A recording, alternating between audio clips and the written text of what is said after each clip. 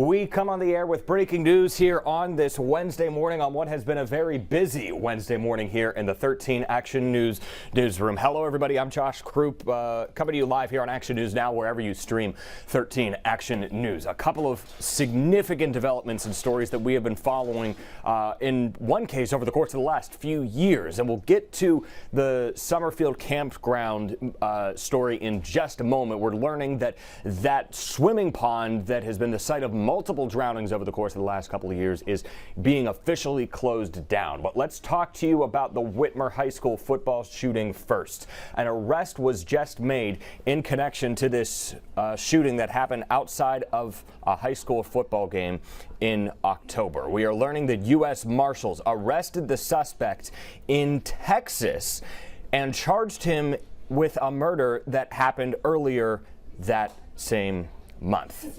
Jaron Phillips, age 22, was arrested in Houston, Texas, on two unrelated warrants for mishandling a firearm and failure to comply. He now awaits extradition back to Toledo. So he's charged for allegedly shooting into a crowd at the high school football game against Central Catholic that happened on October 6th. Two adults, a Whitmer student, were hurt. Nobody was killed. Police were searching for the car involved with that. That was a blue Dodge Charger. You may remember pictures of that floating around.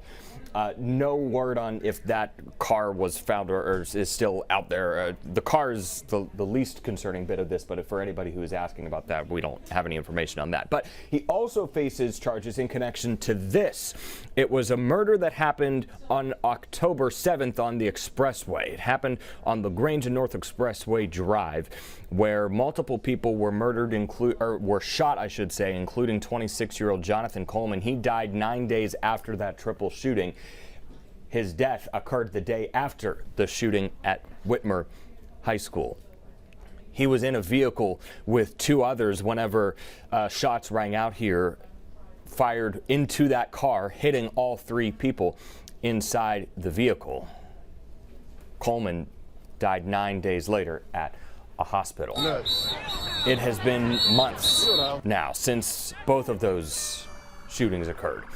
The one at Whitmer High School obviously has had the whole community of Washington local schools on edge as they were awaiting news of this arrest. Whitmer and Washington local putting out a statement this morning, and I'll read it to you. It says in part, "Since October 7th, we've had faith that law enforcement would find the individuals responsible. This arrest means that there will be accountability for the deplorable act that disrupted the lives of our students, staff, their families, and our community. We're grateful for the efforts of so many who aided in this outcome, including our outstanding school resource officers who not only offered assistance in the case, but also provided immeasurable support and security to our students." Going on to say, "We're looking forward to gathering together as a community this fall and taking back what has been rightfully ours all along. Irreplaceable Friday night Panther football memories."